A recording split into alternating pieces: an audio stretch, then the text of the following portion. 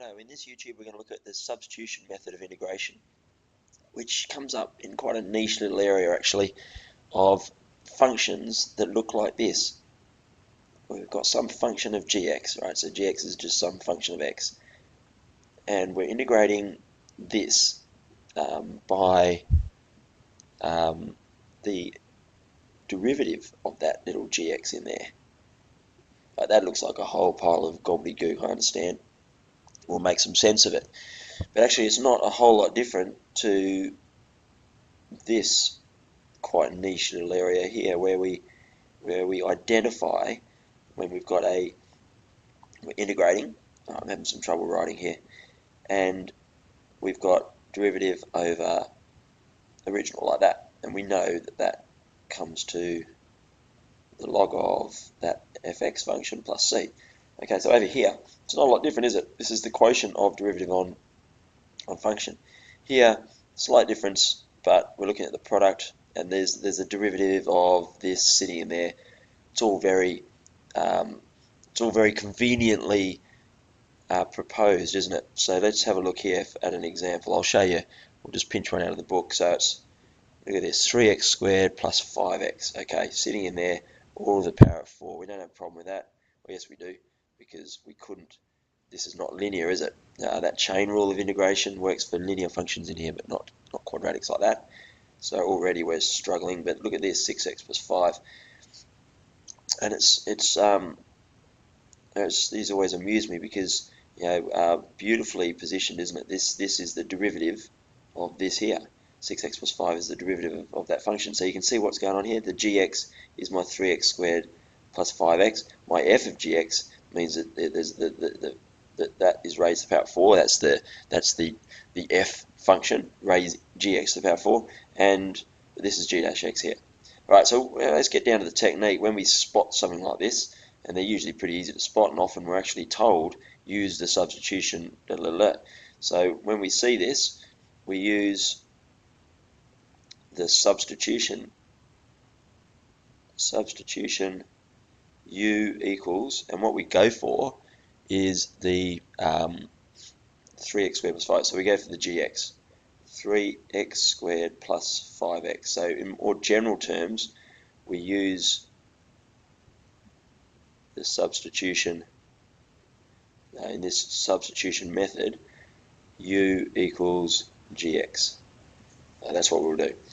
So in this case, my gx is that when it's derived, when we get du dx, so we derive u with respect to x, we end up with this function here. We end up with g dash x. So we're going to use that substitution in order to do this integration. So let's have a look at how this works out. So rather now than writing all this in terms of x, we're going to write it in terms of u. So 3x squared plus 5x is u. So this is the integral of u to the power of 4. Now, excuse me, in 6x plus 5 is du dx. So it's u to the 4 du dx. Okay, see what's going on here? Dx. Now, magically, the x's cancel here, so du dx is just du. So we're in a position now where we can integrate u to the power of 4 with respect to u. Drop the integration now because it's u to the 5 over 5 plus c, and then our final step is to put our substitution 3x squared plus 5x back in for u. So 3x squared plus 5x over 5 plus c. And we've integrated. So we started with this monstrosity, and we end up with 3x squared plus 5x over 5. Sorry, no, I haven't raised that to the power of 5, have I? U to the power of 5, 3x squared plus 5x to the power of 5 over 5 plus c.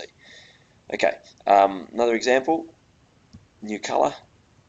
Let's pick, let's have a look at the integral of x squared minus 3x. This time I'm going to look at the cube root of that by 2x minus 3 dx. And again, look at this. This is gx. This is g dash x.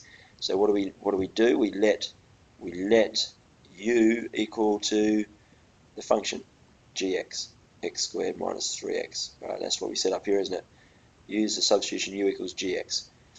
All right, so then when we find du dx, we magically end up with 2x minus 3 which is this here. And so now we rewrite all this as x squared minus 3x cubed. We're not going to write that x squared minus 3x. We're going to write the cube root of, this kills me. We're going to write it as the cube root of x squared minus the cube root of u by 2x minus 3, which is du dx. du dx dx. Alright, there you go. And we're left with just the integral of u to the power of 1/3 du. Now it's in index form. We can go to work, add 1 to the power, u to the 4/3 over 4/3 plus c. Keep going. 3u to the 4/3 over 4 plus c. We don't want u though, we want x squared minus 3x.